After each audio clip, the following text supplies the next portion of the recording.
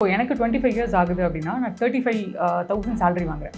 ஒரு 20 இயர்ஸ் கழிச்சு நான் என்ன ஒரு crore பத்தியா பார்க்கணும்னு ஆசைப்படுறேன் அப்படின்னா நான் என்ன பண்ணணும் இன்னிலிருந்து? மாதம் 7,700 ரூபாய் நீங்க வந்து ஒரு SIP வந்து சைன் அப் பண்ணீங்கன்னா 20 இயர்ஸ்க்கு அப்புறமா 12% கிடைச்சா அது ஆட்டோமேட்டிக்கா 1 crore மாறிடும்.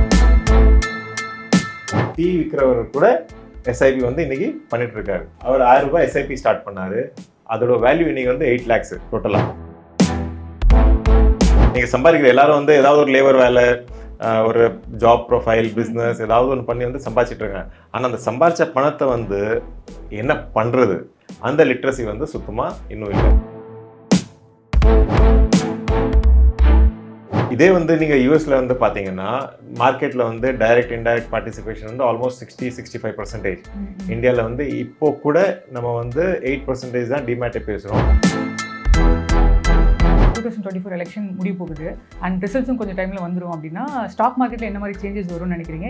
உலகத்துல 5 trillion எக்கானமி டச் ஆயிருக்கும். கண்ட்ரியோட ஸ்டாக் மார்க்கெட்ஸ் 4 மடங்குல இருந்து 20 மடங்கு வரைக்கும் ஏறி இருக்கு.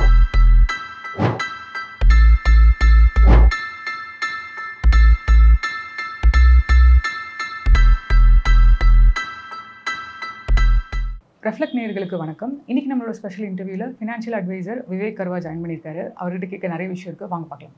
வணக்கம் சார். வணக்கம். எப்படி இருக்கீங்க? First class. Okay.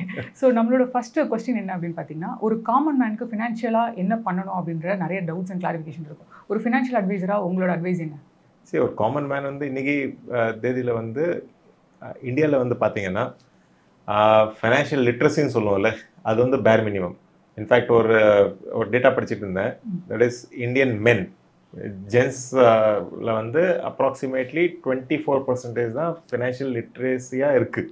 Okay. That is நீங்கள் சம்பாதிக்கிற எல்லாரும் வந்து ஏதாவது ஒரு லேபர் வேலை, ஒரு ஜாப் ப்ரொஃபைல், பிஸ்னஸ் ஏதாவது ஒன்று பண்ணி வந்து சம்பாதிச்சிட்டு இருக்காங்க. ஆனால் அந்த சம்பாதிச்ச பணத்தை வந்து என்ன பண்ணுறது, அந்த லிட்ரஸி வந்து சுத்தமாக இன்னும் இல்லை.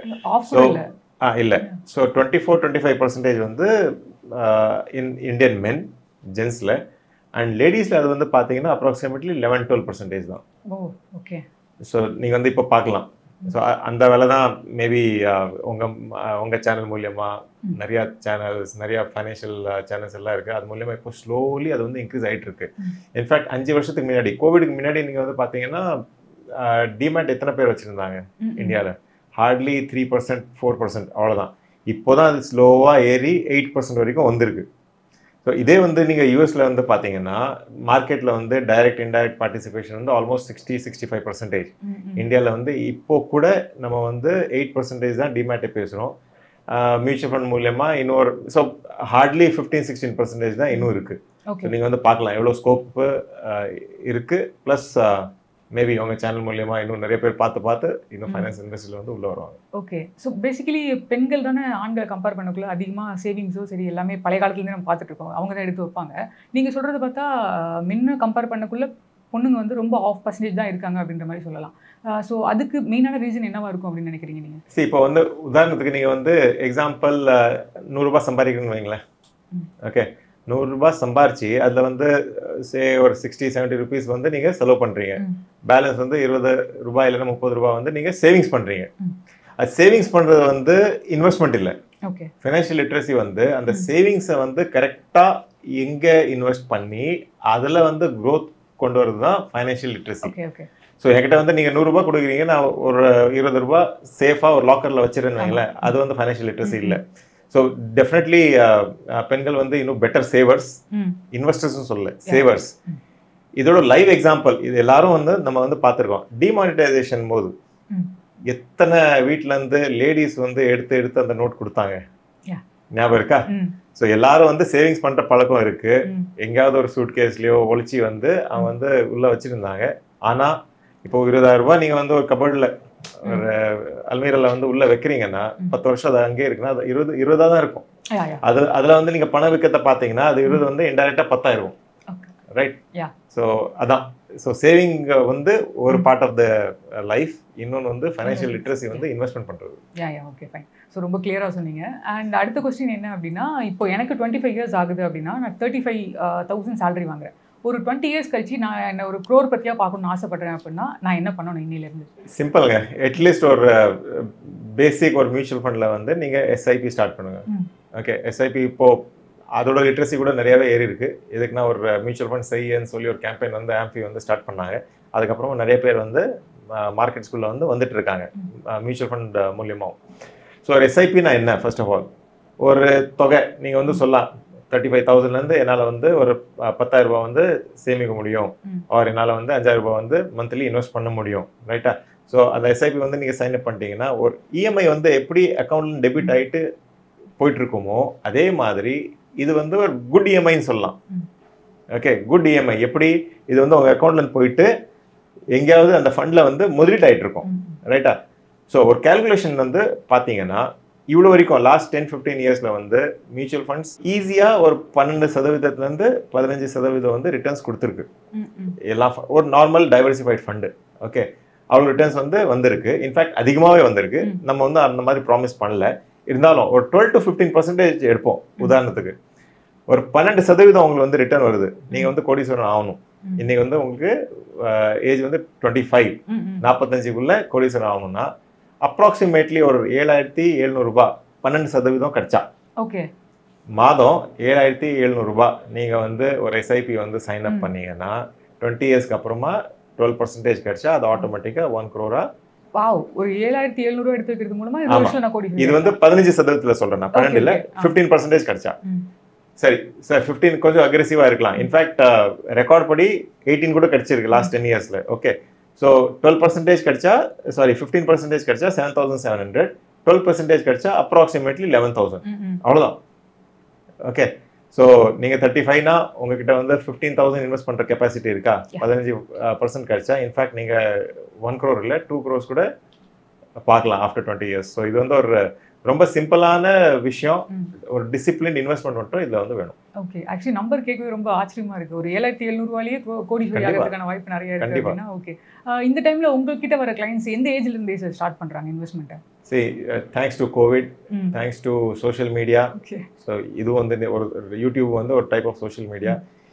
இது என்ன ஆயிடுச்சுன்னா இப்போ அந்த நாலேஜ் அக்சசிபிலிட்டி சொல்லுவாங்கல்ல, ஒரு நீங்கள் லைப்ரரி போயிட்டு, இப்போ நான் கண்ணமேல லைப்ரரி பார்த்தே வருஷக்கணக்காகுது, ரைட்டா?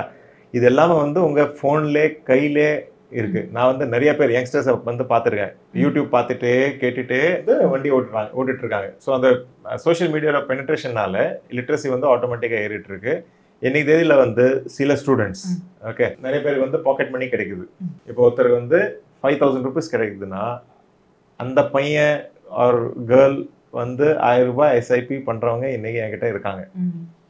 எக்ஸாம்பிள், என்கிட்ட வந்து சில ஆட்டோ டிரைவர்ஸ் இருக்காங்க. என் ஓல்டு ஆஃபீஸில் வந்து ஒருத்தர் வந்து டீ கொடுத்துட்டு இருப்பார். அவர் வந்து பார்த்து ஒரு நாள் இப்படி இப்படி பார்த்துட்டு, சார் என்ன பண்ணுறீங்க? நான் வந்து சார் நான் அந்த கம்பெனி பேர் எடுக்கல, இந்த பாலிசி லெவலில் போடலாமா? நான் சொன்னேன், ஏன் தயவு செஞ்சு இந்த மாதிரி தப்பு பண்ணாதீங்கன்னு.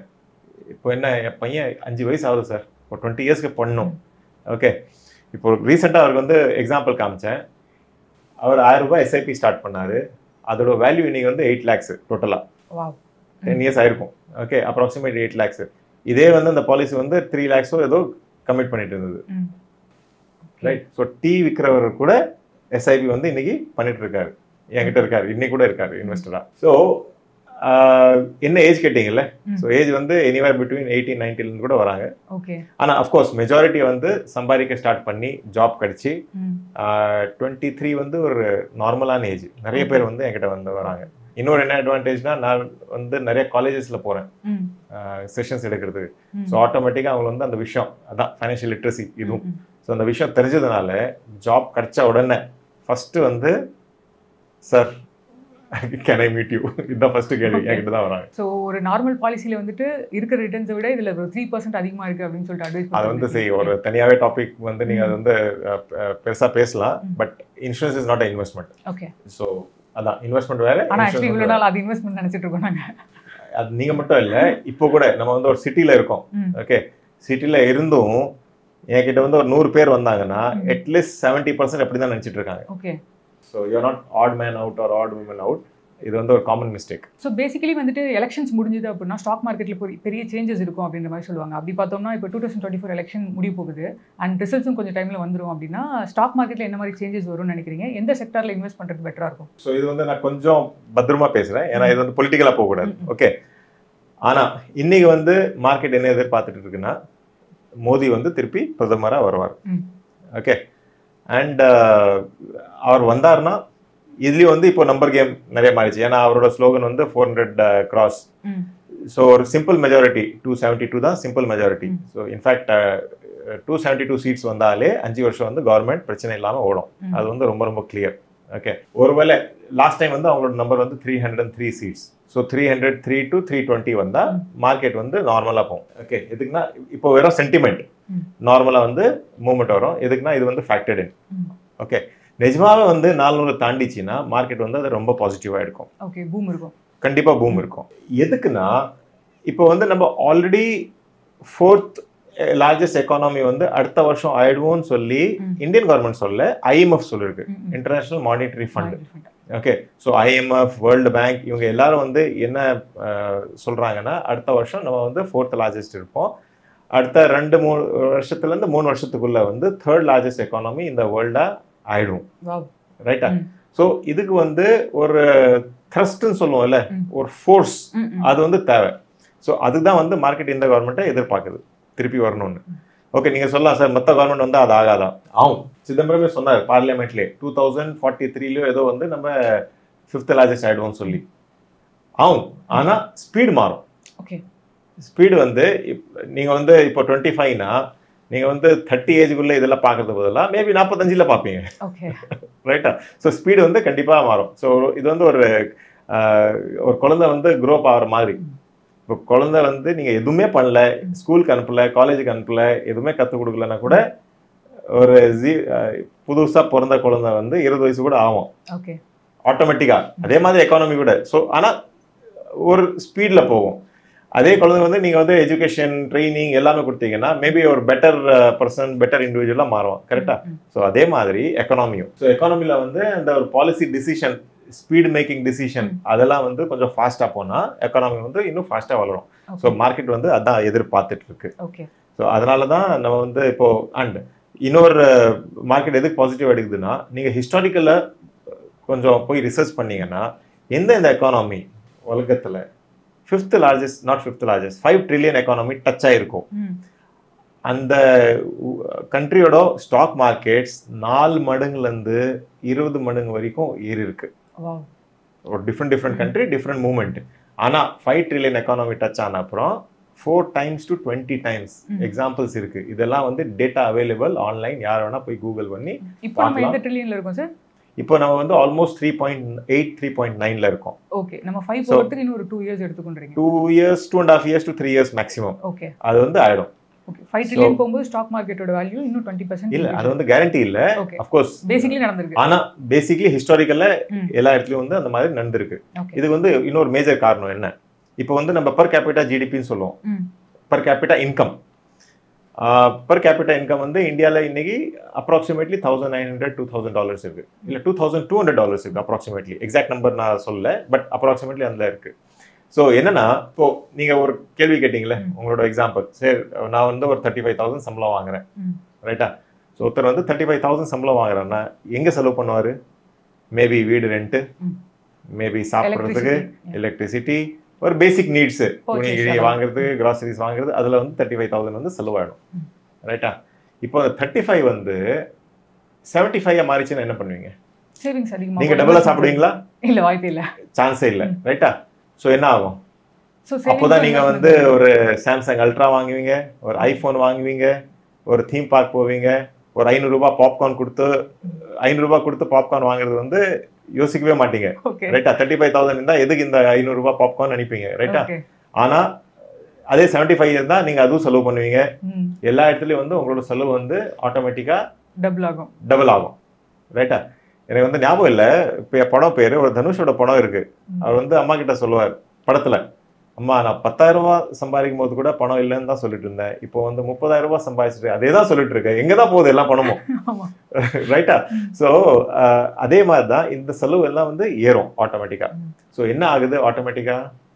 நாட்டுக்கு வந்துட்டு growth அதிகமாகுதா? கம்பெனிஸோட இல்லை, நீங்கள் ஒரு ஏசி வாங்குவீங்க, ஏசி கம்பெனியோட நீங்கள் வந்து ஒரு நல்லா ஒரு ஹோட்டலில் போனீங்கன்னா அந்த ஒரு பிவிஆர் சினிமா போனீங்கன்னா பிவிஆர் ஸ்டாக் நல்லா பண்ணோம், ரைட்டா? ஸோ ஓவரால் எக்கானமி வந்து பவுன்ஸ் பேக் ஆகும். ஸோ அதனால தான் இந்த $2,500 பர் கேபிட்டல் இன்கம் தாண்டின உடனே அந்த மேஜிக் வந்து ஸ்டார்ட் ஆகும். இப்போ வந்து மேபி வீட்டில் வந்து நம்ம பாத்திரம் வந்து கையில் துவைக்கிறோம், கழுவுறோம், டிஷ் வாஷர் மிஷின்ஸ் இருக்குது தெரியுமா, வாஷிங் மிஷின் மாதிரி. ஸோ மேபி அது வாங்குவாங்க, கோவிட்ல வாங்கினாங்க நிறைய பேர், ஏன்னா ஹஸ்பண்ட்ஸ் எல்லாம் வந்து பாத்திரம் துவைக்க முடியல, கழுவ முடியலன்னு.